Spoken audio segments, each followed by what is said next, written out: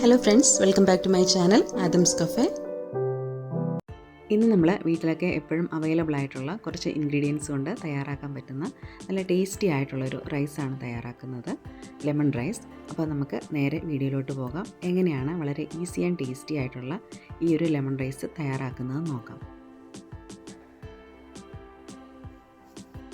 ചൂടായ പാനിനകത്തേക്ക് 2 table spoon അളവിന് oil ചേർത്ത് കൊടുക്കുകയാണ്. ഞാനിവിടെ വെജിറ്റബിൾ ഓയിലാണ് എടുത്തിരിക്കുന്നത്. എണ്ണ നന്നായിട്ട് ചൂടായി വരുമ്പോഴത്തേക്കും അതിനകത്തേക്ക് 1/2 ടീസ്പൂൺ അളവിന് കടുക് ചേർത്ത് കൊടുക്കുകയാണ്.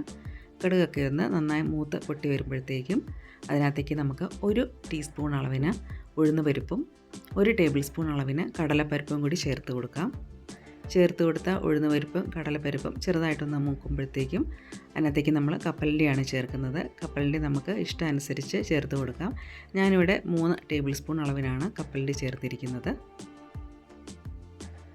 വറുക്കാത്ത കപ്പലണ്ടിയാണ് ഞാനിവിടെ ചേർത്തിരിക്കുന്നത്. അതുകൊണ്ട് 1-2 മിനിറ്റ് എടുക്കും ഇതൊന്ന് മൂത്ത് വരാനായിട്ട്. ലോ ഫ്ലെയിമിൽ വെച്ച് ഇതെല്ലാം ഒന്ന് മൂത്ത് വന്ന ശേഷം അതിനകത്തേക്ക് കറിവേപ്പിലയും വറ്റൽമുളകും കൂടി ചേർത്ത് കൊടുക്കാം. ശേഷം ഇതിനകത്തേക്ക് ചേർക്കുന്നത് പൊടിയായിട്ട് അരിഞ്ഞ ഇഞ്ചി 1 ടീസ്പൂൺ, പച്ചമുളക് എരിവിനനുസരിച്ച് ചേർത്ത് കൊടുക്കാം. ഞാനിവിടെ ഒരെണ്ണമാണ് ചേർത്തിരിക്കുന്നത്. നമ്മൾ ചേർത്ത് കൊടുത്ത ഇൻഗ്രീഡിയൻസൊക്കെ നന്നായിട്ട് മൂത്ത് വന്നിട്ടുണ്ട്. ഇനിയിപ്പോൾ ഞാൻ അതിൻ്റെ ഫ്ലെയിം ഒന്ന് ഓഫ് ചെയ്യുവാണ്. പാനിനൊക്കെ നന്നായിട്ട് ചൂടുണ്ട്. ശേഷം ഇതിനകത്തേക്ക് ചേർത്ത് കൊടുക്കുന്നത് 1 നുള്ള് കായപ്പൊടിയാണ്. കൂടെ തന്നെ 1/2 ടീസ്പൂൺ അളവിന് മഞ്ഞൾപ്പൊടിയും കൂടി ചേർത്ത് കൊടുക്കുകയാണ്. അതിനുശേഷം പെട്ടെന്ന് തന്നെ നന്നായിട്ടൊന്ന് മിക്സ് ചെയ്തെടുക്കാം.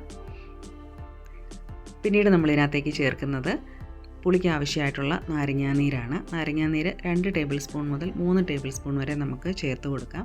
ഇപ്പോൾ ഞാനിവിടെ 2 ടേബിൾ സ്പൂണാണ് ചേർത്തിരിക്കുന്നത്. ശേഷം നമ്മൾ ഇതിനകത്തേക്ക് ചേർക്കുന്നത് നേരത്തെ വേവിച്ച് മാറ്റി വെച്ചിരുന്ന ചോറാണ്. ഞാനിവിടെ സോണ മസൂരിയുടെ അരി കൊണ്ട് തയ്യാറാക്കിയ ചോറാണ് എടുത്തിരിക്കുന്നത്. ഇതിപ്പം വേവിച്ച ചോറ് ഒരു 2 കപ്പ് അളവിനുണ്ട്.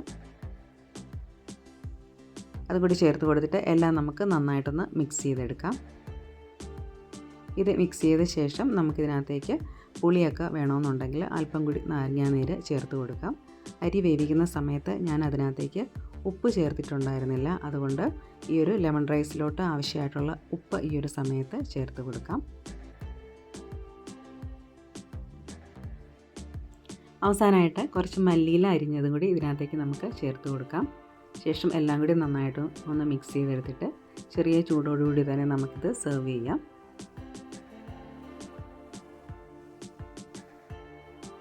അങ്ങനെ നല്ല ടേസ്റ്റി ആയിട്ടുള്ള, അതേസമയം ഉണ്ടാക്കാൻ എളുപ്പമുള്ള ലെമൺ റൈസ് ഇവിടെ തയ്യാറായിട്ടുണ്ട്. ഇത് കുട്ടികൾക്കും അതുപോലെ മുതിർന്നവർക്കും ഒക്കെ ഒരേപോലെ ഇഷ്ടപ്പെടുന്ന നല്ലൊരു റൈസാണ്. അപ്പോൾ വളരെ ഈസി ആൻഡ് ടേസ്റ്റി ആയിട്ടുള്ള ഈ ഒരു റൈസ് എല്ലാവരും തയ്യാറാക്കി നോക്കിയിട്ട് ഫീഡ്ബാക്ക് അറിയിക്കണേ. Thank you.